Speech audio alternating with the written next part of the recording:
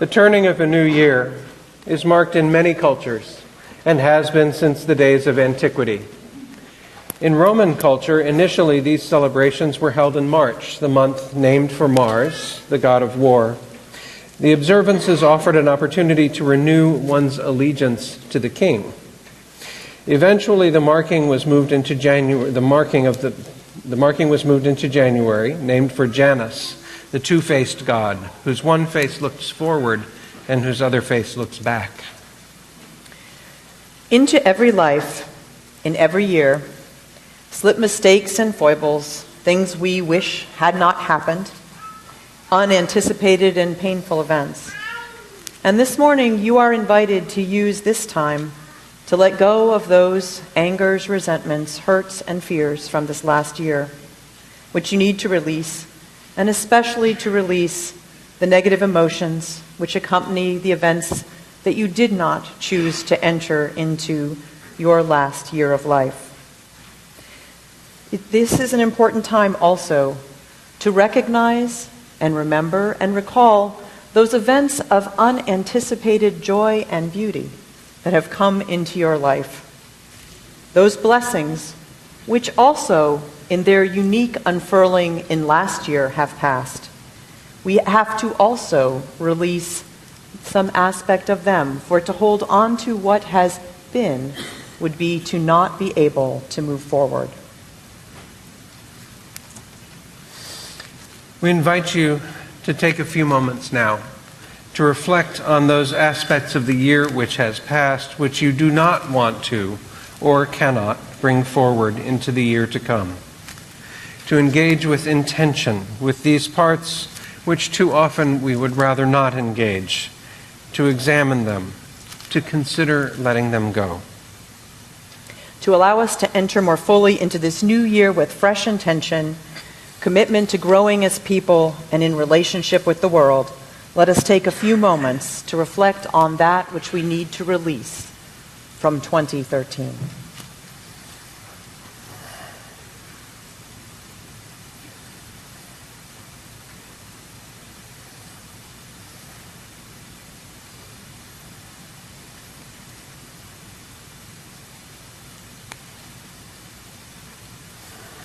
Join me now in the spirit of meditation and reflection, and that deep ask which is at the heart of prayer.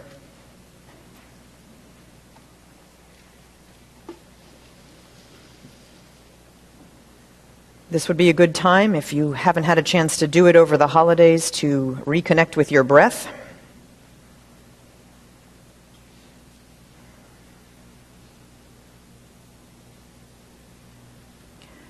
A new year opens before us. And we ask as we gather here today that our hearts be as open as the possibilities stretching before us.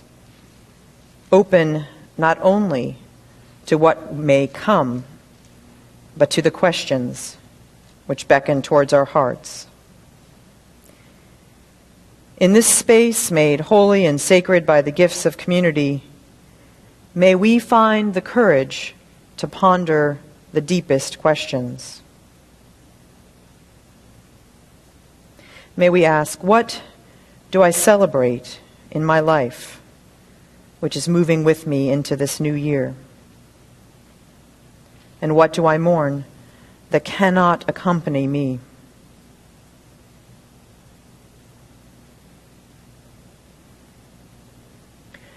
What about myself am I more comfortable with than I've ever been before? And what new and tender parts are unfolding themselves anew?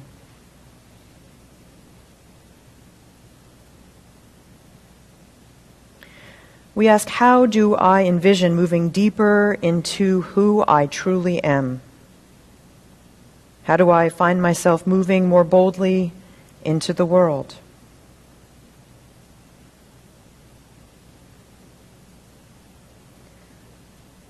What new connections do I seek? What old ties are most precious? What change am I hoping to make in my life to make it more real and authentic? And what effort am I wanting and willing to put forward into making a difference in the lives of others? Let us take a few moments to consider these questions and those of our hearts.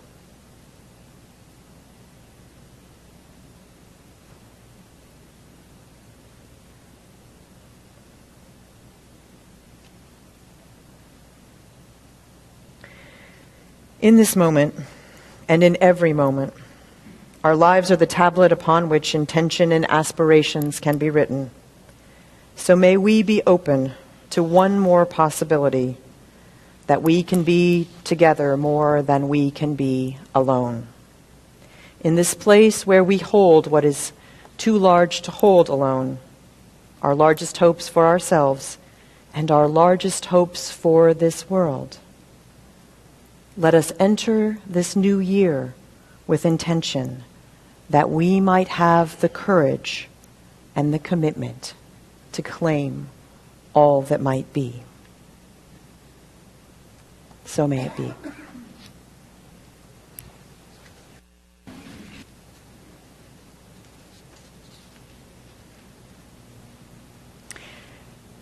You know him, the friend who asks you when it was the last time you took a walk or did something fun or worked in your yard or ran your neighbor to the store the way you like to do.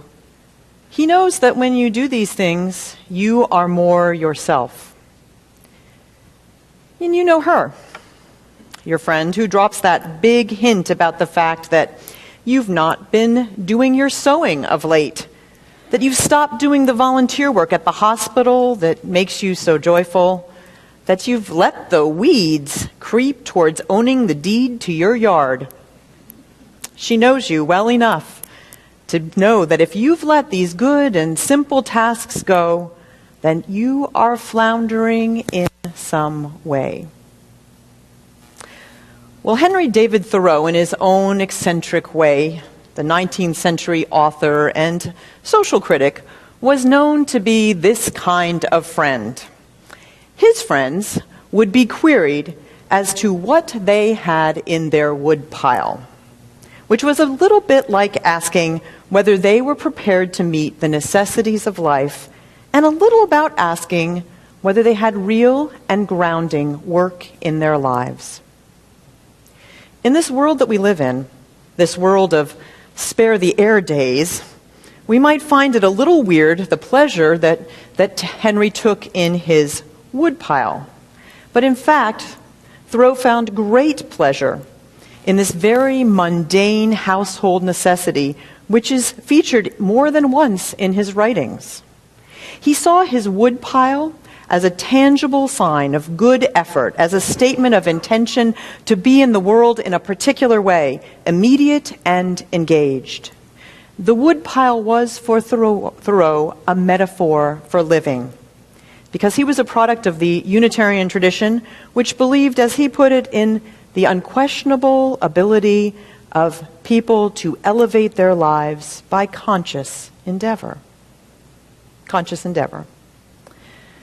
For many of us, this is a time of year when we think about our conscious endeavor and how we might use it to move and to grow towards more of what we want to be.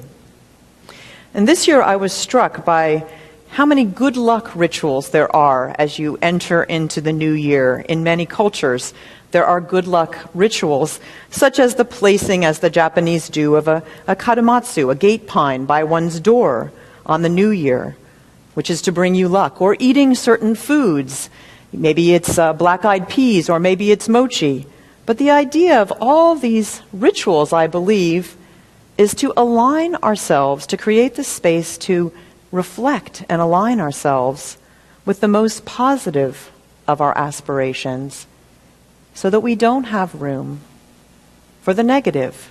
And that, in its own way, does create its own sense of luck.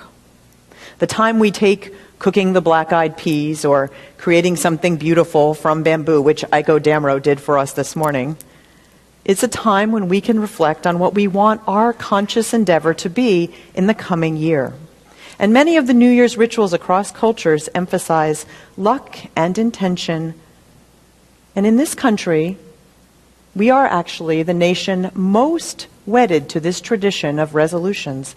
We are so much wedded to this that the United States government actually maintains a website about New Year's resolutions. And it actually contains links to those most common kinds of resolutions so that you can have some helpful tips on how to get started with these following things, in case any of these are in your particular set. How to lose weight, volunteer to help others, quit smoking, get a better job, get a better education, which might help with the job, save money, get fit, manage stress, manage debt, take a trip, reduce, recycle, and reuse, and drink less alcohol. So if anyone had those on their particular set this year, you can go and check out what the government suggests you do first. Because our government thinks that it's important to support these conscious efforts. The thing about Thoreau's woodpile, though, is it goes beyond the simple resolution frame. Thoreau saw the work of stacking and maintaining that woodpile as what he called pleasing work. It was work that both created a value and also made him, as its producer, more engaged in the simple pleasures of life, the simple acceptance and gratitudes of life.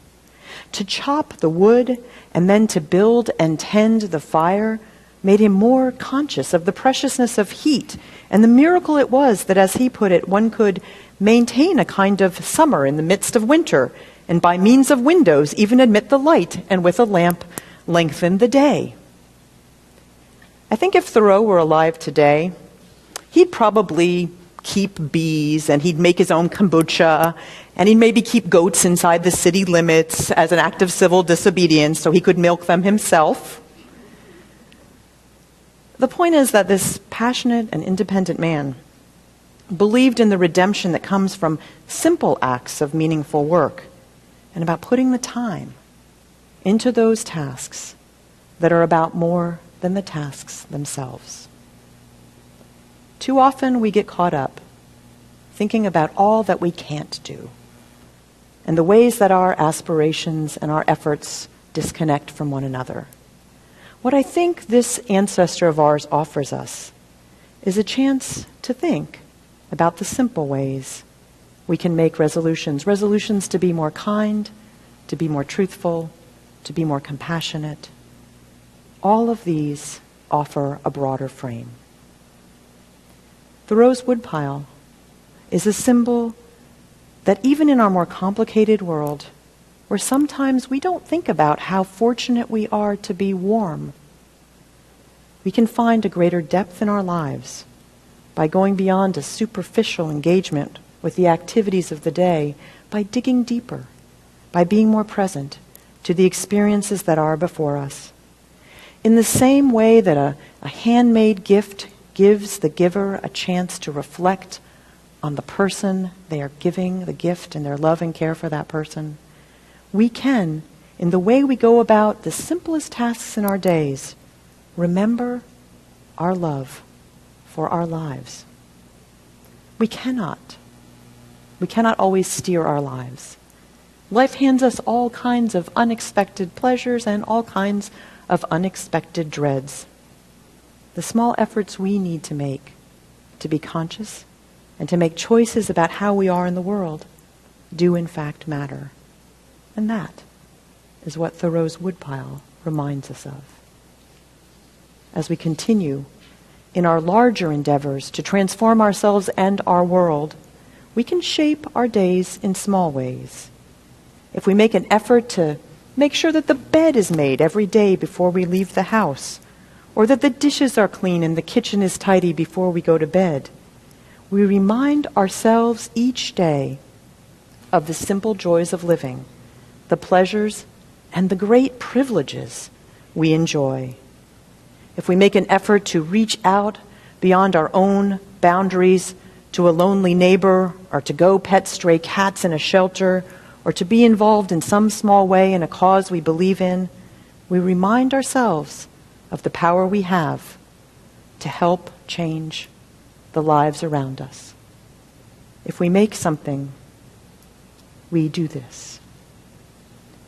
What this reminds us of is that we seek is what is often right before us. And the Sufi poet Hafiz says it this way. I said to the wanting creature inside of me, what is this river you want to cross? There are no travelers on the river road. There's no road. There is no river at all, and no boat and no boatman. There is no tow rope either, and no one to pull it. There is no time, no ground, no sky, no bank, no ford. And there is no body and no mind. Do you believe there is a place that will make the soul less thirsty? In that great absence, you will find nothing. Be strong, then, and enter your own body. There you have a solid place for your feet.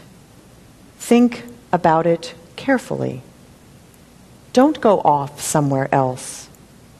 Kabir says this, just throw off all thoughts of imaginary things and stand firm in that which you are.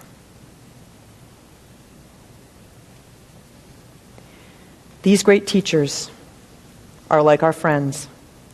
They offer questions, they offer advice as we stand just inside the gateway to this new year. Do you not see that what you need is right before you, they ask? Do you not understand that your intentions and your recommitments need not to be ethereal and unachievable? Make it real, they say. Open your heart. Engage in conscious acts, in pleasing work. Stand firm in that which you are. And in that way, welcome a new year.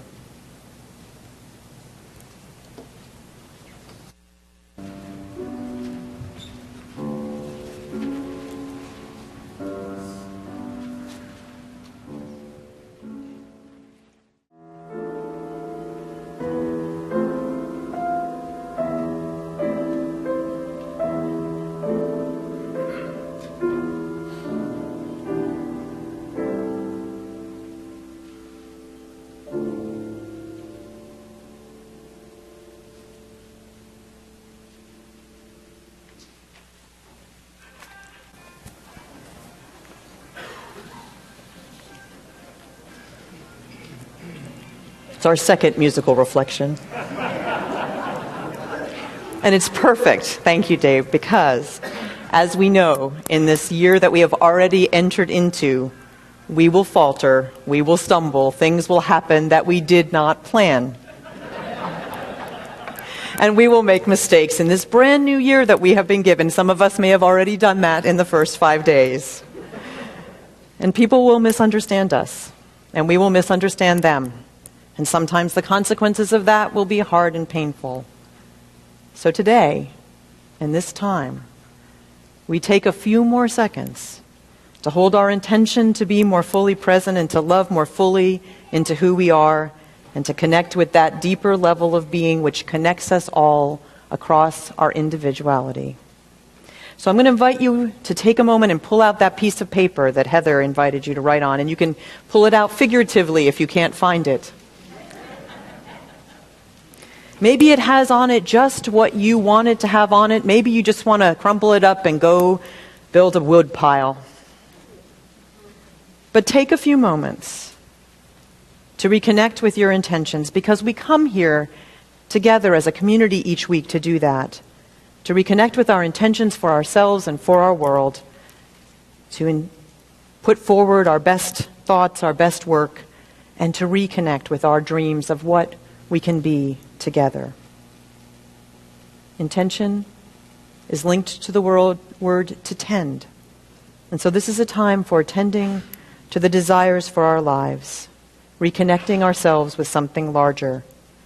Because when we do the most challenging work of being a human being, we know we cannot do it alone. So in the presence of this community, which transforms lives and which works to transform our world. Hold your hopes and your resolution. Together, we have the courage to hold our aspirations for our world and to believe that what we do can make a difference, and to be brave and fearless in the face of it. May we, together, be the ones that make it so.